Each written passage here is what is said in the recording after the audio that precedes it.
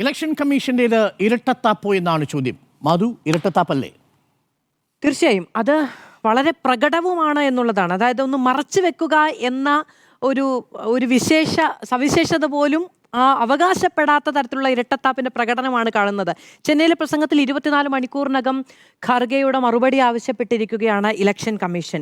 നോക്കിപ്പം നരേന്ദ്രമോദി കഴിഞ്ഞ ദിവസം രാഷ്ട്രത്തെ അഭിസംബോധന ചെയ്യുന്നു എന്ന് പറയുമ്പോൾ സ്വാഭാവികമായും അന്ന് ഈ വനിതാ സംവരണ ബിൽ പരാജയപ്പെട്ടതിന് പിന്നാലെ അദ്ദേഹം രാഷ്ട്രത്തെ അഭിസംബോധന ചെയ്യുമ്പോൾ അതിൽ രാഷ്ട്രീയ താല്പര്യമുണ്ട് എന്നത് വ്യക്തമായിരുന്നു, പ്രകടമായിരുന്നു. പക്ഷെ അത് കടന്ന് നേരത്തെ സ്മൃതി മാഡം പറഞ്ഞതുപോലെ, സുനിൽ സാർ പറഞ്ഞതുപോലെയും 59 തവണ കോൺഗ്രസ് എന്ന് എടുത്തു പറഞ്ഞതുപോലെ അംബേദ്കറെ അപമാനിക്കുന്ന തരത്തിലുള്ളൊരു പ്രസംഗം അമിത്ഷാ നടത്തിയിരുന്നു. അംബേദ്കർ എന്ന് പറയുന്നതിന് പകരം ഈശ്വരനെ വിളിച്ചാൽ മതി എന്നുള്ളത്. ഇപ്പോൾ കോൺഗ്രസിനെ വിളിച്ചിരുന്നെങ്കിൽ മോക്ഷം കിട്ടുമായിരുന്നെങ്കിൽ സ്വാഭാവികമായും അദ്ദേഹം അതിന് അർഹനായേനെ എന്ന നിലയ്ക്കുള്ള പരാമർശമാണ്, രാഷ്ട്രീയ പരാമർശം. ഒരു രാഷ്ട്രീയ പാർട്ടിയുടെ പേരെടുത്ത് പറഞ്ഞുകൊണ്ടാണ് തെരഞ്ഞെടുപ്പുകളുടെ പശ്ചാത്തലത്തിൽ അന്ന് പ്രധാനമന്ത്രി സംസാരിച്ചത് എന്നുള്ളതാണ്. തെരഞ്ഞെടുപ്പ് പെരുമാറ്റച്ചട്ടത്തിന്റെ 4-ാം വകുപ്പിന്റെ ഏറ്റവും പ്രകടമായ ലംഘനമാണ് ഉണ്ടായിരിക്കുന്നത് എന്ന പരാതിയാണ് ഇലക്ഷൻ കമ്മീഷന് മുന്നിലുള്ളത്. പക്ഷെ അദ്ദേഹം മിണ്ടിയിട്ടില്ല.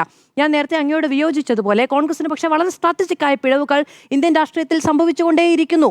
അവർ പറയുന്ന വാക്കുകളിൽ നിന്ന് അവർക്കെതിരെയുള്ള വലിയ വടിവെട്ടി BJPയുടെ കൈവശം കൊടുക്കുന്നതിന് തുല്യമായ നിലപാടുകൾ പലതവണ, ചായ്വാല പരാമർശം നമുക്ക് ഓർമ്മയുണ്ട്, ശക്തി പരാമർശം നമുക്ക് ഓർമ്മയുണ്ട്. അതുപോലെ ഒന്നായി ടെററിസ്റ്റ് പരാമർശവും മാറിയിരിക്കുന്നു എന്നുള്ളതാണ്. നിർമ്മലാ സീതാരാമൻ അടക്കം മുതിർന്ന മന്ത്രിമാരാണ് കമ്മീഷനിലേക്ക് പരാതിയുമായി ചെന്നത് എന്നത് പ്രധാനമാണ്. പക്ഷെ അത് ഇലക്ഷൻ കമ്മീഷനുമായി ബന്ധപ്പെട്ട, ഇലക്ഷൻ കമ്മീഷന് ഇത് രണ്ടും ഒരുപോലെ അല്ലെങ്കിൽ ഒരുപോലെ എന്നുള്ളതാണ് നമ്മളൊക്കെ വിചാരിക്കുന്നത്. ഒരുപോലെ പരിഗണിക്കുകയും ഒരുപോലെ നടപടിയെടുക്കുകയും വേണ്ട സ്വതന്ത്ര പ്രസ്ഥാനം എന്ന നിലയ്ക്കാണ് നമ്മളൊക്കെ വിചാരിക്കുന്നത്. പക്ഷേ ഇലക്ഷൻ കമ്മീഷൻ അങ്ങനെ പ്രവർത്തിക്കുമെന്ന നിഷ്കളങ്കത ഈ കാലഘട്ടത്തിൽ നമുക്ക് വേണ്ടതില്ല എന്നത് പ്രധാനമാണ്. നേരത്തെ സ്മൃതി മാഡം അത് വിശദീകരിച്ച് പറയുകയും ചെയ്തു ജ്ഞാനേഷ് കുമാർ ആരാണ് എന്നുള്ളത്. ഈ വോട്ട് ചോരിയുടെ സമയത്ത് കോൺഗ്രസ് അജ്ഞാനേഷ് കുമാർ എന്നാണ് അദ്ദേഹത്തെ വിശേഷിപ്പിക്കുകയും ചെയ്തത് എന്ന് ഓർക്കുകയാണ്. നോക്കിപ്പം 2024 അദ്ദേഹം രാജസ്ഥാനിൽ നടത്തിയ പ്രധാനമന്ത്രി രാജസ്ഥാനിൽ നടത്തിയ പ്രസംഗം എന്ന് പറയുന്നത് സുവമോട്ടോ പ്രകാരം കേസെടുക്കാൻ പോകുന്നതാണ് എന്ന അന്ന് വിശകലനങ്ങൾ ഉണ്ടായിരുന്നു. പക്ഷേ എന്താണ് തെരഞ്ഞെടുപ്പ് കമ്മീഷൻ ചെയ്തത്? 4 മുഴുവൻ ദിവസം അനങ്ങിയില്ല. അങ്ങനെ അത്രയും രൂക്ഷമായൊരു പരാമർശം നടന്നിട്ട് 4 മുഴുവൻ ദിവസം അനങ്ങിയില്ല. എന്നിട്ട് ആർക്കാണ് നോട്ടീസ് അയച്ചത്? BJPയുടെ അധ്യക്ഷനാണ് നോട്ടീസ് അയച്ചത്. അങ്ങനെ ഒരു ചിട്ടവട്ടം ഉണ്ടായിരുന്നില്ല. ഇനിയിപ്പോ ഖാർഗെക്ക് നോട്ടീസ് അയച്ചത് അദ്ദേഹത്തിന്റെ പേരിലാണോ അതോ പാർട്ടിയുടെ പേരിലാണോ എന്ന് എനിക്ക് അറിയില്ല.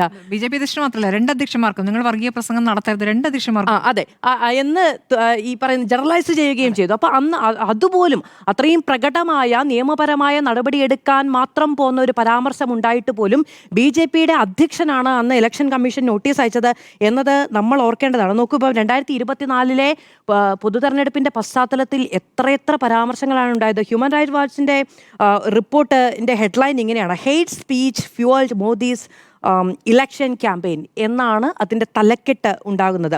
വയർ ഈ ഹ്യൂമൻ റൈറ്റ്സ് വാച്ചിനെ തന്നെ ഉദ്ധരിച്ചുകൊണ്ട് എഴുതിയ ലേഖനത്തിൽ പറയുന്നത് 173 ഇലക്ഷൻ പ്രസംഗങ്ങൾ നടത്തിയതിൽ 110 എണ്ണത്തിലും അദ്ദേഹത്തിൻ്റെ പ്രസംഗങ്ങളിൽ കമ്മ്യൂണൽ റിമാർക്സ് എന്നല്ല, പക്ഷെ ഞാൻ ആ വാക്ക് ഉപയോഗിക്കാൻ തൽക്കാലം താല്പര്യപ്പെടുന്നില്ല, അത്തരം റിമാർക്കുകൾ ഉണ്ടായി എന്നുള്ളതായിരുന്നു. അപ്പം ദേശീയ മാധ്യമങ്ങളും അന്തർദേശീയ മാധ്യമങ്ങളും എടുത്തു പറയത്തക്ക തരത്തിൽ കൃത്യമായി ആരോപണം എന്നതുപോലുമല്ല, സ്റ്റേറ്റ്മെന്റ് എന്ന നിലയ്ക്ക് തന്നെ തലക്കെട്ടിടാൻ പോകുന്ന പാകത്തിൽ രാഷ്ട്രീയവും സാമുദായികവുമായ പരാമർശങ്ങൾ നിറഞ്ഞു നിൽക്കുന്ന രാഷ്ട്രീയ പ്രസംഗങ്ങൾ തെരഞ്ഞെടുപ്പിന്റെ പശ്ചാത്തലത്തിൽ പ്രധാനമന്ത്രിയുടെ ഭാഗത്തു നിന്ന് നിരന്തരം ഉണ്ടാവുകയാണ് എന്നുള്ളതാണ്. 2019 ഫെബ്രുവരി മുതൽ 2023 നവംബർ വരെ 22 പരാതി അദ്ദേഹത്തിനെതിരെ AICC നൽകിയിട്ടുണ്ട്. 5 എണ്ണത്തിൽ മാത്രമാണ് എന്തെങ്കിലും ഒരു നടപടി, അതായത് നോട്ടീസ് അയക്കുകയോ അല്ലെങ്കിൽ അന്വേഷണം നടത്തും എന്ന് പ്രതികരിക്കുകയോ എങ്കിലും ചെയ്ത തോതിൽ ഉണ്ടായിട്ടുള്ളത് എന്ന് പറയുമ്പോൾ എങ്ങനെയാണ് മുട്ടുമടക്കി നിൽക്കുന്നത് ഈ രാജ്യത്തെ ഇലക്ഷൻ കമ്മീഷൻ NDAയ്ക്കും പ്രധാനമന്ത്രിക്കും മുന്നിൽ എന്നതിന് വേറെ ഉദാഹരണം വേണ്ടതില്ല എന്ന് തോന്നുന്നു. നാഷണൽ ഹെറാൾഡിന്റെ വാർത്തയനുസരിച്ച് കോൺഗ്രസ് 2022 മുതൽ 2023 വരെ 7 പരാതികൾ നൽകിയിട്ടുണ്ട്. ഒരൊറ്റ ഒന്നിൽ നടപടി ഉണ്ടായിട്ടില്ല എന്നത് പ്രധാനമാണ്. 2022 ANAയുടെ ഒരു അഭിമുഖം അദ്ദേഹം നടത്തുകയുണ്ടായി. അത് UP ഇലക്ഷന്റെ ഫസ്റ്റ് ഫേസിന്റെ തൊട്ടു തലേ ദിവസമാണ് ANAയുടെ ഒരു അഭിമുഖം, സ്മിത പ്രകാശ് നടത്തിയ അഭിമുഖം. അതിനെതിരെ AICC പരാതി നൽകി, നടപടി ഉണ്ടായില്ല. പക്ഷേ 2017 സ്വകാര്യ ചാനലുകൾ രാഹുൽ ഗാന്ധിയുടെ അഭിമുഖം എടുക്കുന്നതിനെ ഇതേ ഇലക്ഷൻ കമ്മീഷൻ പാടില്ല എന്ന് പറഞ്ഞിട്ടുണ്ട്. കാരണം ഇലക്ഷന് തൊട്ട് മുന്നിൽ നിൽക്കുകയാണ്. അപ്പോൾ രാഹുൽ ഗാന്ധിയുടെ അത്തരത്തിലുള്ള അഭിമുഖങ്ങൾ പ്രക്ഷേപണം ചെയ്തിട്ടുണ്ടെങ്കിൽ അത് വോട്ടിനെ ബാധിക്കും എന്ന ബോധം ഇലക്ഷൻ കമ്മീഷൻ ഇടയ്ക്കിടയ്ക്കൊക്കെ ഉണ്ടാകാറുണ്ട് എന്നത് നമ്മൾ മനസ്സിലാക്കേണ്ടതുണ്ട്. കർണാടകയിൽ വന്ന് അദ്ദേഹം കഴിഞ്ഞ തെരഞ്ഞെടുപ്പിന്റെ സമയത്ത് പ്രസംഗിച്ചത് എന്താ? കേരളമാണ് അടുത്തുള്ളത് എന്നാണ്.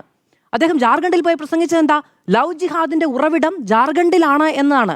അവിടുത്തെ ആദിവാസി മേഖലയിൽ അടക്കമുള്ള സ്ത്രീകളെ ദുരുപയോഗം ചെയ്യുന്നതും ഉപദ്രവിക്കുന്നതുമായി ബന്ധപ്പെട്ട കാര്യങ്ങൾ അദ്ദേഹം കൊണ്ടു കെട്ടിയത് ലവ് ജിഹാദിലേക്കാണ്. എന്നിട്ട് ലവ് ജിഹാദിന്റെ ഉറവിടം ജാർഖണ്ഡാണ് എന്ന് അദ്ദേഹം പറയുകയാണ്. അങ്ങനെ ഒരു കാര്യമേ ഇല്ല എന്ന് പാർലമെന്റിൽ പറഞ്ഞതാരാണ്? ഇതേ മന്ത്രിസഭയിലെ അംഗങ്ങൾ തന്നെയല്ലേ പറഞ്ഞത്. അപ്പം അങ്ങനെ ഇലക്ഷൻ പ്രചാരണത്തിന്റെ സമയത്ത് ഈ പ്രതികരണങ്ങൾ അദ്ദേഹം നടത്തുന്നത് എന്തുകൊണ്ടാണെന്നറിയാമോ?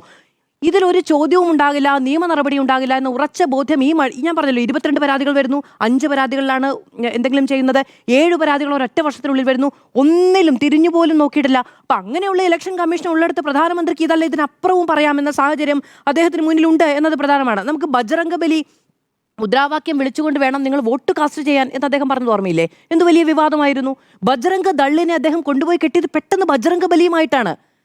ബജ്റംഗ ദളിനെതിരായ വിമർശനമാണ് ഉണ്ടായത്. പക്ഷെ ബജ്റംഗ ബലിയിലേക്കാണ് അത് കൊണ്ടുപോയി ചേർത്ത് വെക്കുന്നത്. അപ്പോൾ ആ നിലയ്ക്കുള്ള പ്രതികരണങ്ങളാണ് അദ്ദേഹത്തിന്റെ ഭാഗത്തു നിന്ന് ഉണ്ടായത് എന്നുള്ളതാണ്. അങ്ങ് നേരത്തെ പറഞ്ഞതുപോലെ 2019 സായുധ സേനയുമായി ബന്ധപ്പെട്ട ചിത്രങ്ങൾ ഉപയോഗിച്ചതിൽ പരാതി ഉണ്ടായി, എന്തെങ്കിലും നടപടി ഉണ്ടായോ?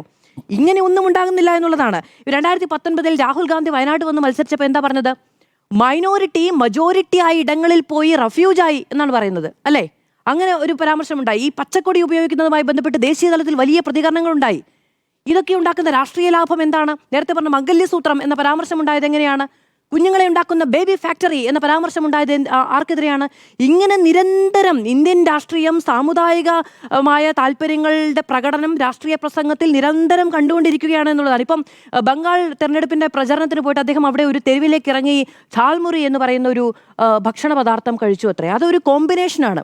അത് ഈ അരി പൊരിച്ചതും കുറച്ച് വെജിറ്റബിൾസും മസാലയും കടുകെണ്ണയും ഒക്കെ വെച്ചിട്ട് സ്ട്രീറ്റിൽ കിട്ടുന്ന ഒന്നാണ്. സമൂഹം അങ്ങനെയാണ്, പല രുചികളുള്ള ഇടമാണ്. അവിടെ ഒരൊറ്റ ഏകത മതി എന്ന നിർബന്ധ ബുദ്ധിയിൽ നിന്നാണ് ഈ പരാമർശങ്ങളും വിദ്വേഷങ്ങളും ഒക്കെ ഉണ്ടാകുന്നത്.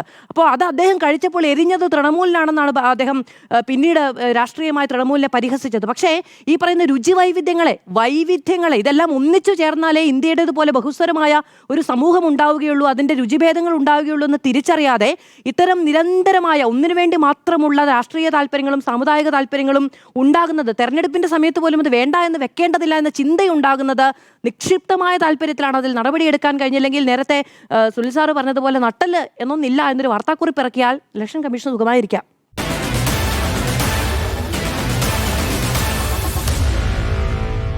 Meet the editors.